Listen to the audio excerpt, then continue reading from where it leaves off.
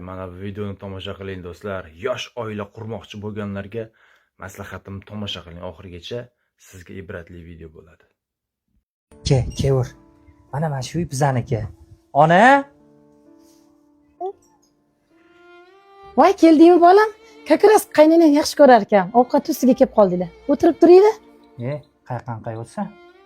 Shu desam bolam, bugun zo'r banket bo'lgan edi.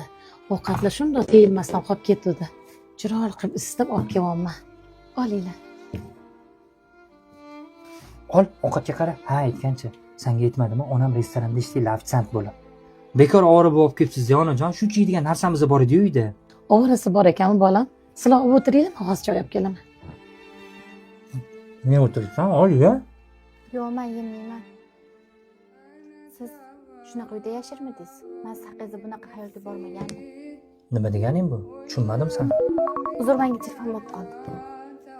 To'xta, telefon emas, u budilnik chalinyapti-ku.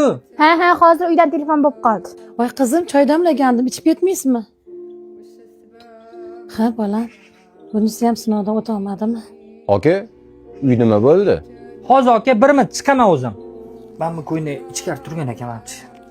Nechi pulida aka? 300 ming so'm aka. Mana 400 ming. Rahmat aka. Ketdingmi bolam? Ketdi ona. Bunisi ham sinovdan o'ta olmadimi? Siz shunaqa uyda yashirmidingiz? Senga aytmadimmi? Onam restoranda ishlaydi, ofitsiant bo'lib.